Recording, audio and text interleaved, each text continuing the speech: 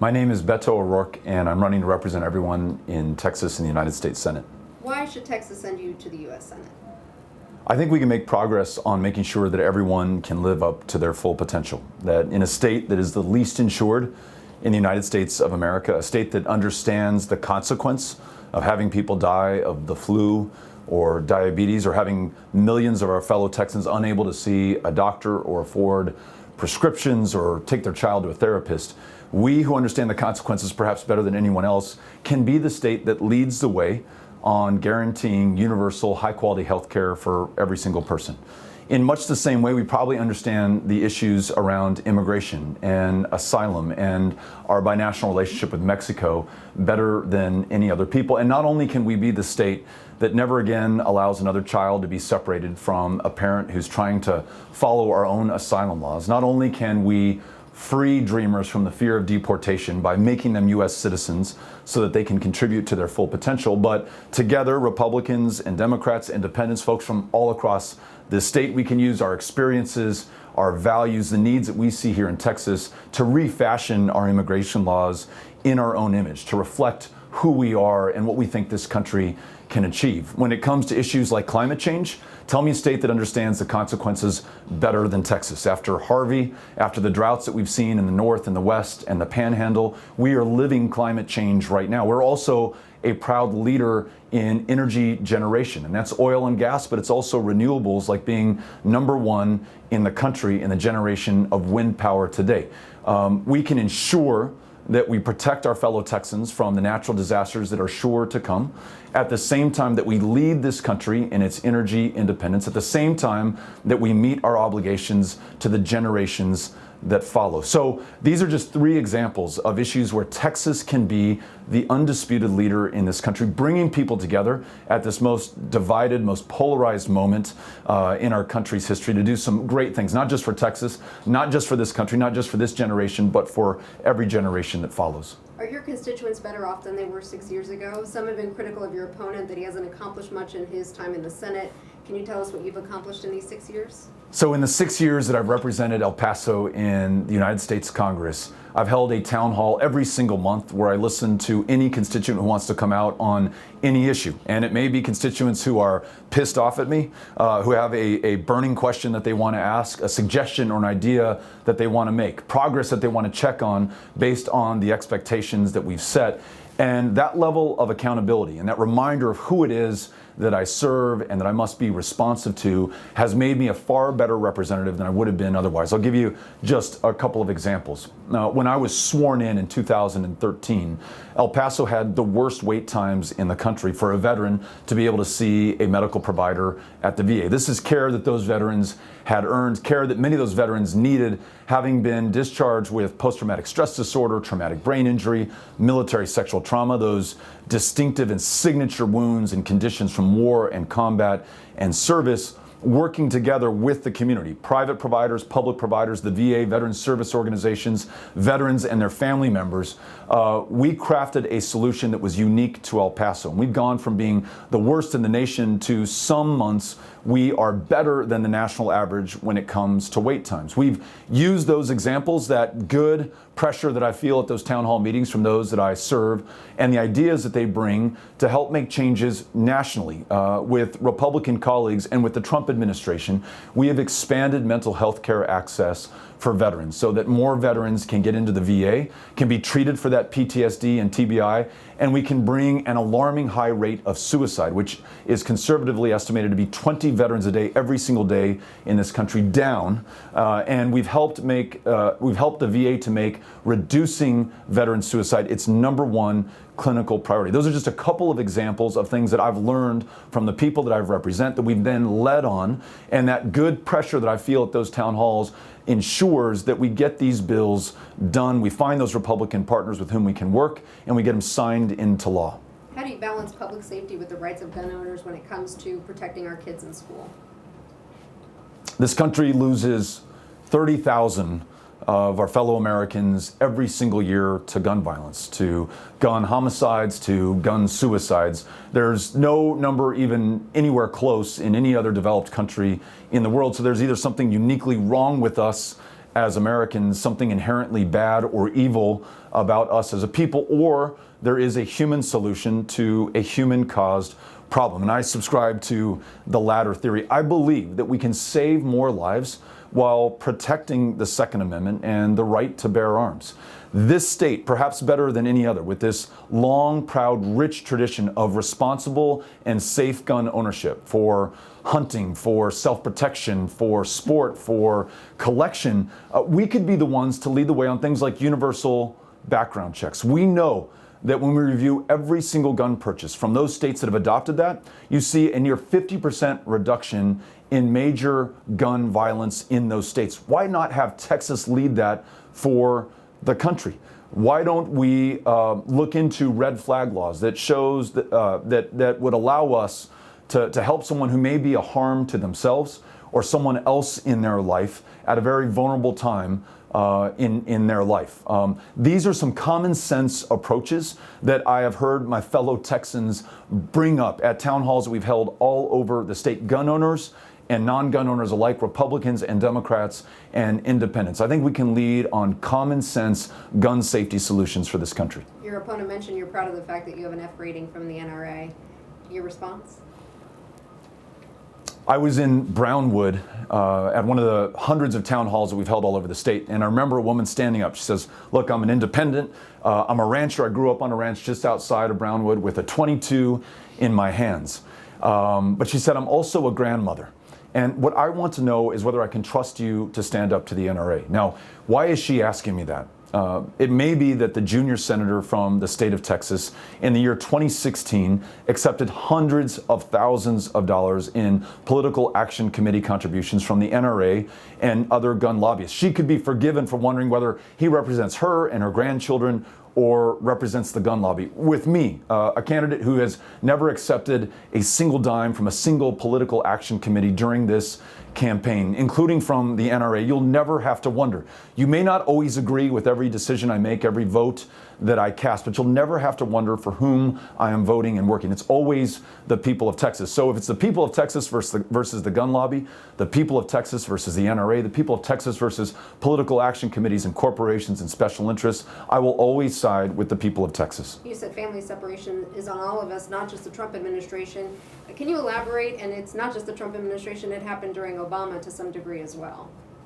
There's only one person who is responsible for what has been called a zero tolerance policy at our border, where families who've traveled thousands of miles fleeing the deadliest countries in this hemisphere are doing what any other human being would do. They're trying to bring their children to safety. They are trying to follow our own asylum laws. And our president has broken faith, not just with those people, but with our laws and the people of this country. Now, it may have been his decision to take kids from their parents at their most desperate and their most vulnerable moment. It may be his fault that there are still hundreds of kids who are locked up or in foster homes and don't know when or even if they're ever going to see their parents again. But for as long as this persists after his decision, it's on all of us as a country. And so in the same way that Texans came together at that tent camp in Tornillo the weekend after this policy was announced to bear witness to the inhumanity we were visiting on our fellow humans, to testify to our fellow Americans about what was happening, and to bring pressure to bear on this administration, which I think caused this administration to temporarily halt this zero tolerance policy. It's still on us to make sure that every single one of those hundreds of kids who still have not been reunited with their parents are able to join them at last, and that we never do this again, and where necessary we rewrite our immigration and our asylum laws to ensure that they match our values, our interests, and what we know as the defining border state, a state comprised of asylum seekers and refugees and immigrants from the world over. Your opponent said your views on immigration are radical, that he thinks you want to abolish ICE and have an open border. Your response? I represent the largest border community in the United States of America. With Ciudad Juarez, El Paso forms, in fact, the largest binational community anywhere in the Americas. And probably more importantly, my wife Amy and I are raising Ulysses and Molly and Henry in El Paso, Texas. So if anyone cares about the security of the border, it is those of us who live on the border. And here's the story that I have to tell you. El Paso is one of if not the safest cities in the United States of America today. And that's not in spite of the fact that we're on the border. It's not in spite of the fact that we're a city of immigrants. It's because of those facts that people choose us. They come to this country. They leave their home, their comfort, their language, their culture, their country, and they come to ours to do better for themselves and their kids. That's for sure, but also to do better for us, this country that they were called to, this country that they were inspired by. What I hear when I listen to members of law enforcement, to our police chiefs and our sheriffs, is that better than walls or militarization, when we treat people with respect and dignity, they're more likely to help us make our communities safe. They feel comfortable testifying at a trial, serving as a witness, reporting a crime in the first place. They see themselves as part of this country and have a shared interest in this country and in our community's success. That is the way to secure our communities, and that's the basis upon which to rewrite our immigration laws in our own image, to reflect our experiences like those that we've seen in El Paso. On healthcare, some of your supporters told us at a recent rally that they disagree with you when it comes to universal healthcare, that it's not possible. Why is it realistic? Look, anything is possible when this country sets its mind to it.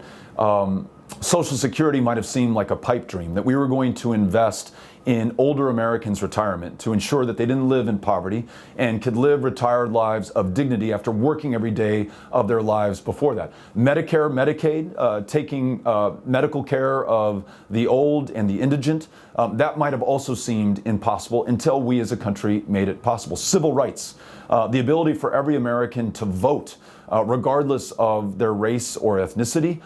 It took real work and real audacious leadership to make those dreams a reality in this country. In that same way, ensuring that we never again have somebody dying of diabetes or the flu, or a parent fearing for their child's pre-existing condition, whether that's asthma, whether that's a cancer, whether that's cystic fibrosis, whether that's epilepsy.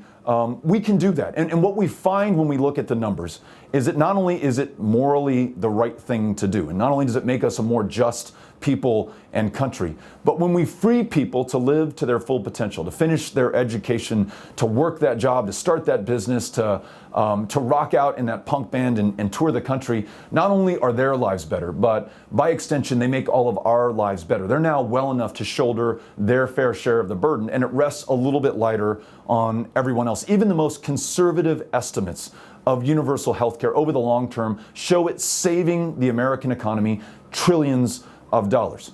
We have the moral obligation to do this, and I also think it's the most fiscally responsible position that we can take. It was recently reported that some in the Trump administration are worried about Ted Cruz, claiming that he might not be likable enough. Does Ted Cruz have a likability problem, and how much does likability really matter?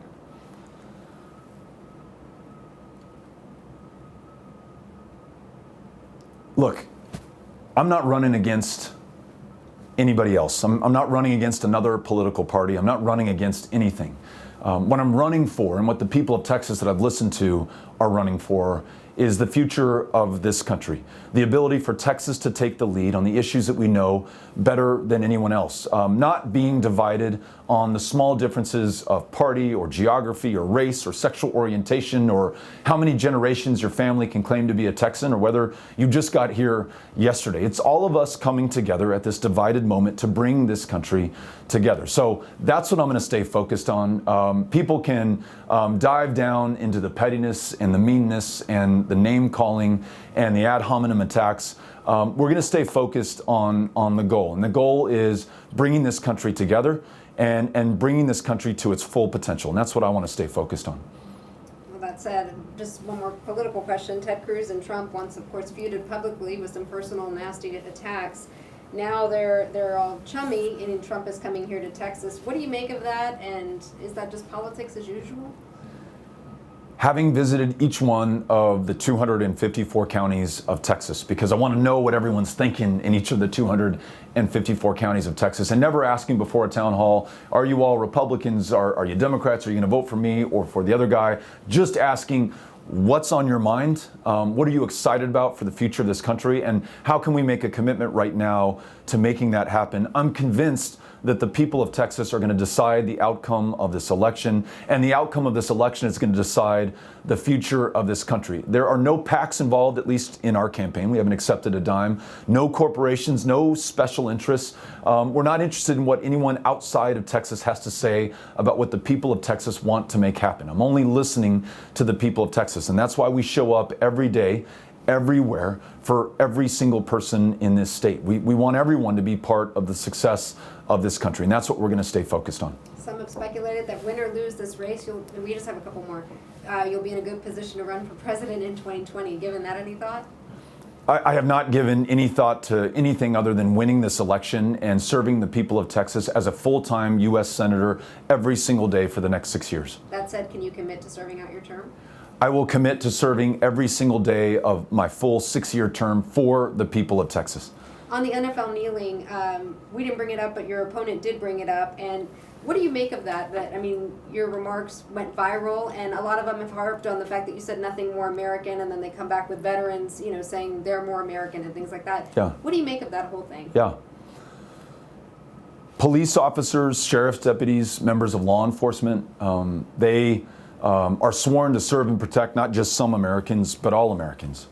Veterans who've served as far back as World War II, as recently as Afghanistan, they swore an oath not to a person, not to a party, not to one group of Americans, but to support and defend the Constitution that represents and reflects all of our interests. Those civil rights marchers in the Deep South in the 1950s and 1960s who literally took their lives into their own hands and in too many cases lost their lives or were beaten to within an inch of their lives. They marched not just for themselves, they marched for all of us, for their generation and for every generation to come. So when we have injustice in this country, when things are not right, when you have two systems of criminal justice, when you have the largest prison population on the face of the planet and it is disproportionately comprised of people of color, when African Americans represent 13% of the population of the United States and yet they represent 1/3 of the fatalities in police shootings, we have something that is unjust and not right in this country. And for people to peacefully and nonviolently call attention to that means that we're living up to our best traditions, to our values, and to the promise that we made to ourselves 242 years ago, that all of us are created equal and inalienable to each of us. You cannot take it away from us, is our life, our liberty, and our ability to pursue our happiness. And anyone, whether they serve in law enforcement, serve in our armed forces, or are serving in the civil rights struggles of yesterday or today, who helps us to get there has my gratitude and my thanks. Can you say something nice about your opponent? Ted Cruz has given much of his life to public service. He's served the last 6 years in the United States Senate, and I know from firsthand experience that means a lot of days, a lot of nights away from your family, away from your kids. It's not an easy job, and I know that he does that job because he has a vision for this country that he wants to deliver on and see through. And so I thank him for his commitment to public service and for serving in a very important role for this country. And finally, we like to have a little fun with this series. So we found this old photo of you, I think from when you were on the crew team. Yeah. And we would just ask if you could deliver a message to your younger self, advice to your younger self, and address it, you as you. Yeah. Do you need to see the photo while I'm doing this, or? Yeah. Because you're going to show it otherwise. Yeah. Shit. First, get a haircut. That's awful. And second, things are going to be good. And you've got an amazing life in front of you. In a decade or so, you're going to meet Amy. You guys are going to have 3 amazing kids. You're going to get to serve your community in Congress, and you now have the chance to run to represent Texas in the United States Senate. So life could not be any better, and you're an incredibly fortunate young man to be growing into it. If that works. Thank you so much. Thank you. Yes. Thank you for being flexible with ours. Thank you. I really appreciate it. Yeah. We got it. Thank you so much. Thank We got through you. everything. Thanks for meeting us.